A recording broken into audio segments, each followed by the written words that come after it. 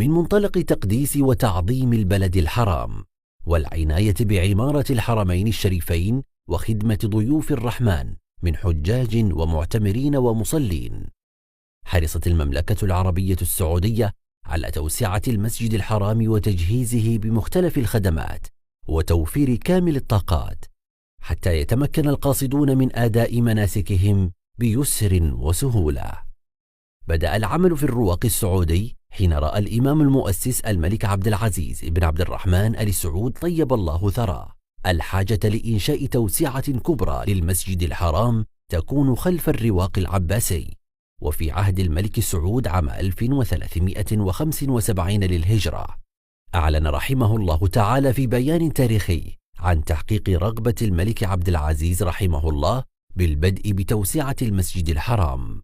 وفي عهود الملك سعود والملك فيصل والملك خالد رحمهم الله تعالى استمر بناء الرواق السعودي، وذلك بين عامي 1369 للهجرة و1375 للهجرة، محيطا بالرواق العباسي ومكملا له.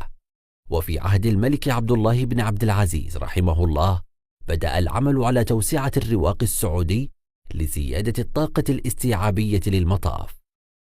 واكتمل في عهد خادم الحرمين الشريفين الملك سلمان بن عبد العزيز آل سعود حفظه الله، حيث أصبحت هذه التوسعة هي الأكبر في تاريخ المسجد الحرام، وزادت الطاقة الاستيعابية للمطاف إلى 107,000 طائف في الساعة. وقد تميز الرواق السعودي بمميزات متعددة، حيث شمل مساحة واسعة، وأصبحت السعة الاستيعابية الخاصة بالمصلين حوالي 278,000 مصل داخل الرواق.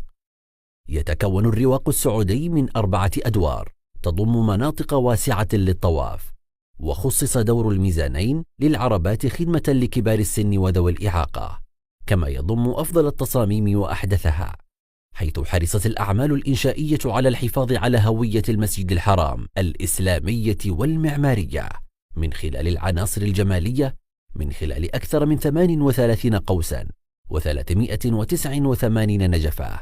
كما تقدر مساحة الأسقف المعلقة حوالي 85,000 متر مربع.